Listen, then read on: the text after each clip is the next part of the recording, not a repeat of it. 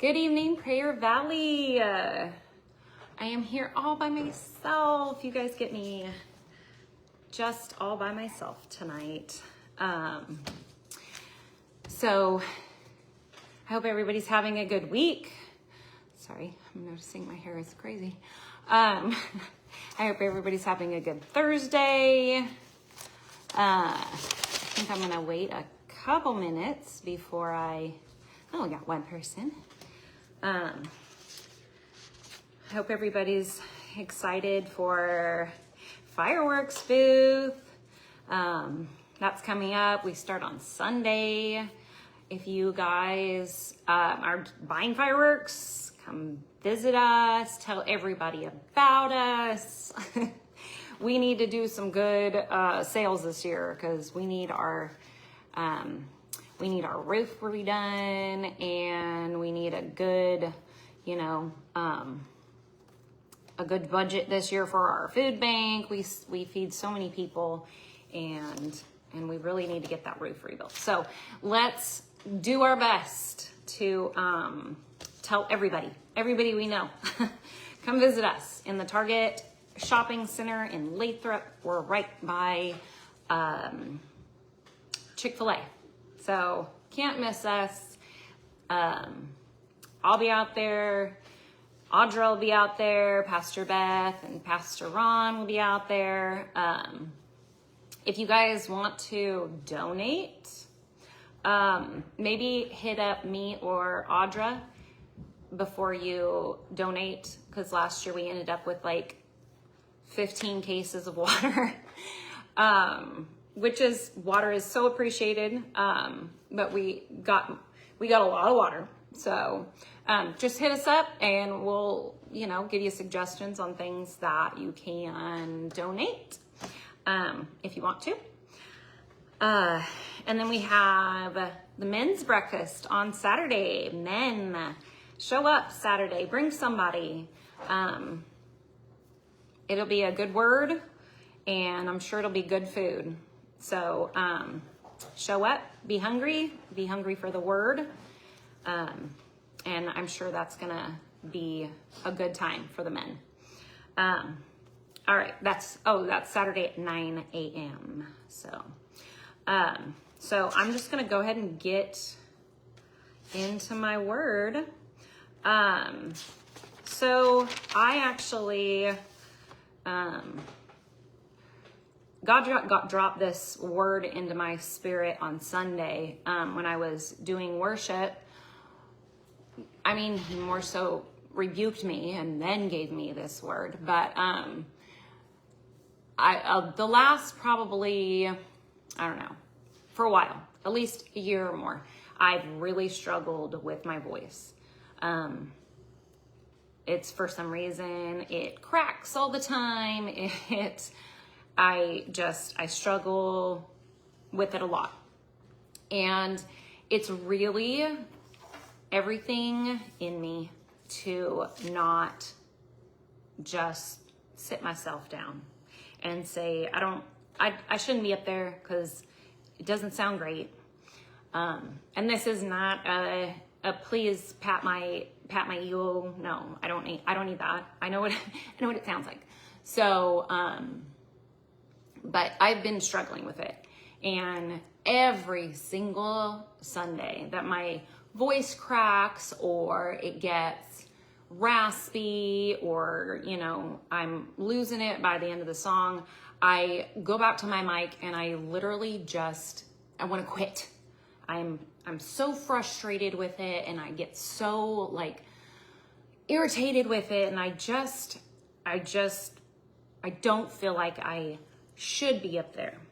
And God really showed me that he really just told me it's not about you. And I've said this before whenever I don't like speaking in front of people. It's not about me. And God tells me all the time, I'm not doing this. You're not doing that for yourself. I didn't put you on the praise and worship team for you. I've been doing praise and worship and I've been in like the choir. I've been doing church worship pretty much my whole life, ever since I was old enough to be in choir. So it is what God has given me as my ministry, I guess. That's what he has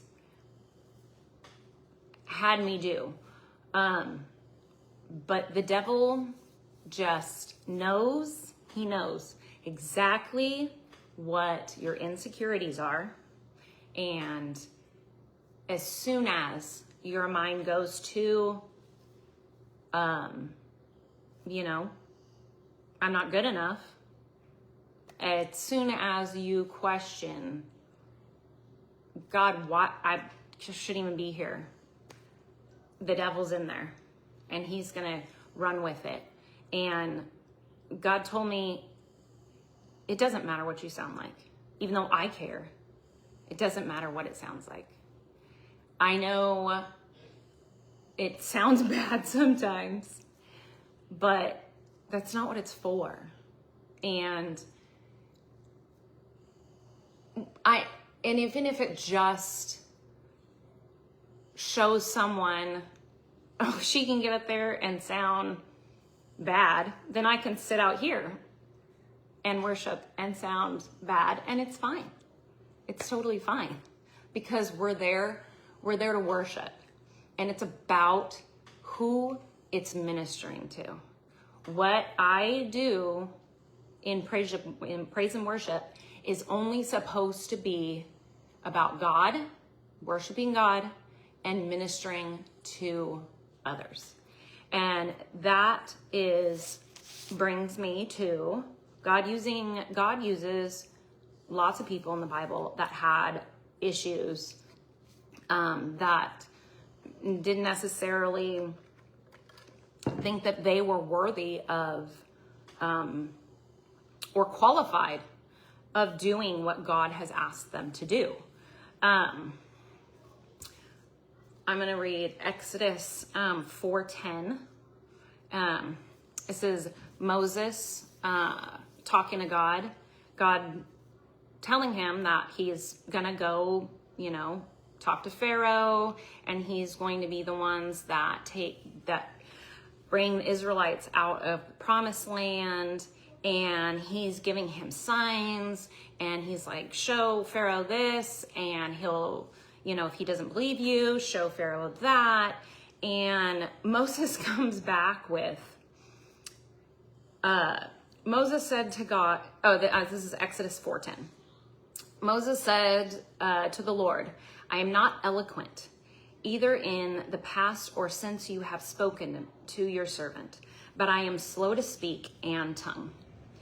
So he stuttered, he had a hard time talking, and he's like, nope, I can't do that. I can't talk to people. I can't talk in front of people. I can't do it. And the Lord's response was basically, who has made man's tongue?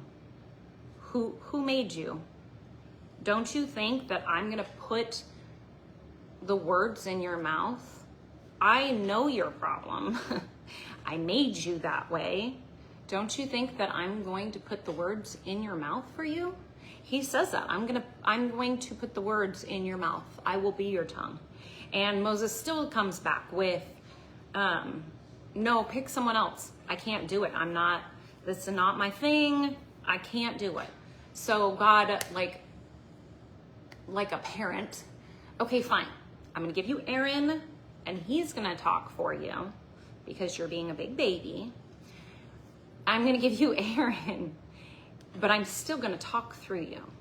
So he can be your tongue, but I'm going to give you the words to speak. And you're still doing this. He doesn't let him out of it. You're still doing this, but I'm going to give you Aaron, and he's going to help you. So God knows all your flaws. There's nothing you're hiding from him. There's absolutely nothing. that you've done, or your disabilities, or your issues, or anything like that, that you had, that God doesn't know, because he made you. And he made you specifically for a purpose and in a specific way to fulfill that purpose. There's absolutely nothing wrong with you to do exactly what God has called you to do. So how do we get past, so in some instances we feel maybe shame in not being able to do what God has called us to do because, oh, I'm not good enough. You don't know what I've done. I don't sing good enough. I don't talk good enough. I don't know how to talk to people. That shame takes over a lot of people. But there's such a fine line between shame and pride. We really have to make sure that that line doesn't get crossed as we're, oh, I'm not good enough, to, I don't want to look bad. A lot of times mine is, oh, I sound bad, but I also don't want to look bad. And that's pride. It doesn't matter what you look like. A lot of people have done things that maybe they look dumb. I mean, Noah built an ark and they thought he was an idiot. They were like, you're nuts. He looked nuts for a long time. So we really don't want to even cross into that pride. Like, I don't want to do this because I don't want to look dumb. I don't want to do this because someone might, say no to me and I'll feel bad, So shame and pride are really almost hand in hand in that. And how do we get past that? How do we overcome shame and how do we overcome pride? We have to have humility. And some people think that humility is thinking less of yourself, and it's not. Humility is not, I'm not good, it's not that shame, it's I think of others before myself. I have put others' needs before my own. I will sacrifice this for the sake of someone else, even if it's costing me something. That's humility. So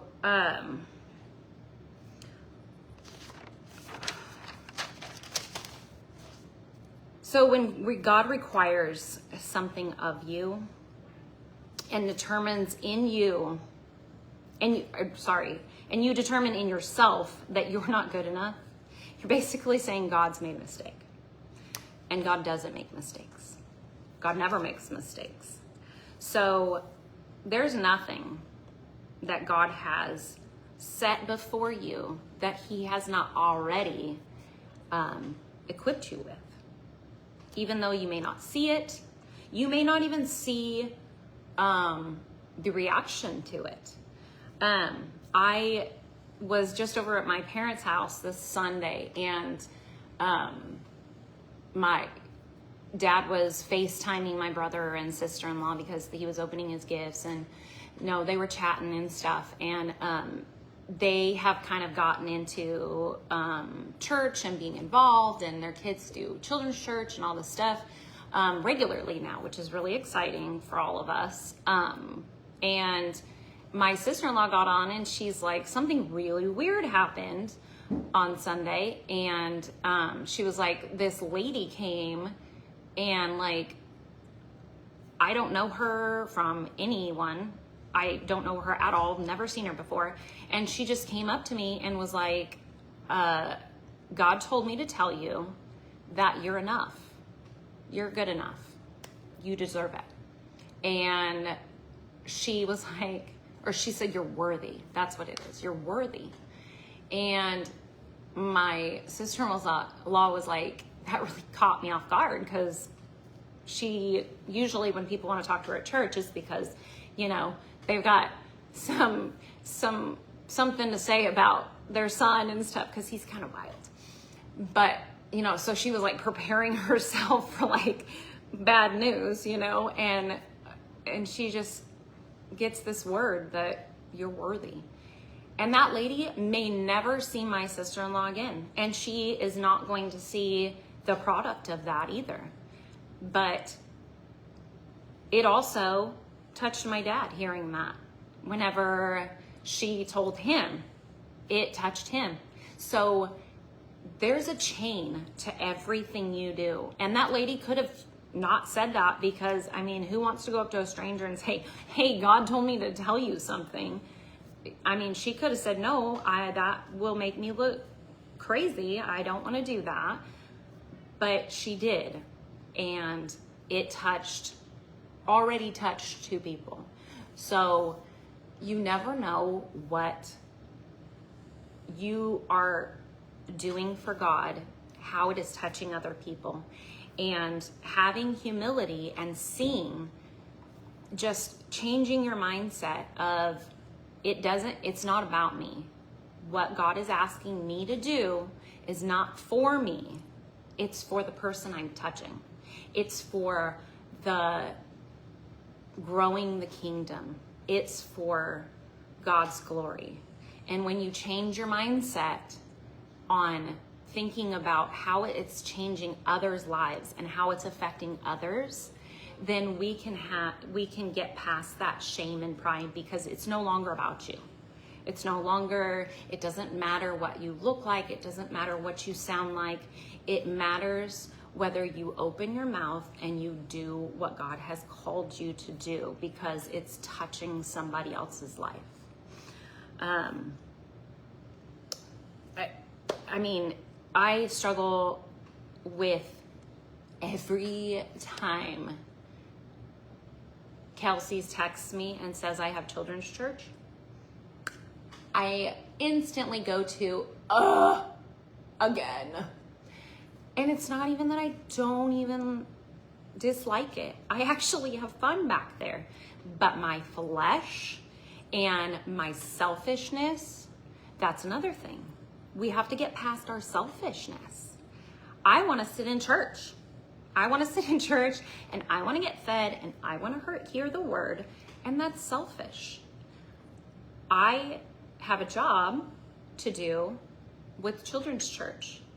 I need to go back there and minister to those kids. It's about them. It's not about me. And honestly, as soon as I get back there, it's so fun and I love them. And I actually do love doing it. That selfish flesh creeps in every time. And I'm always like, ugh. But I'm working on that.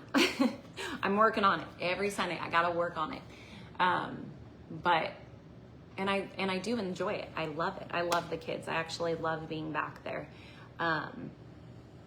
But changing that mindset, it's not about me. It's about the kids. It's about their lives that I'm touching, not that I'm missing out on my church time. I'm missing out on sitting and getting the word for myself. No, it's not. It's not about me. It's about him, and it's about who I'm going to minister to. So I'm horrible at ending messages. But that's about it I have for today. And I actually talked way longer than I thought I was going to. So I hope everybody has a great weekend. I hope all the men show up on Saturday, 9 a.m. for the men's meeting. And Sunday, 9 a.m. Show up and bring somebody. We love you guys, and I hope you have a fantastic evening.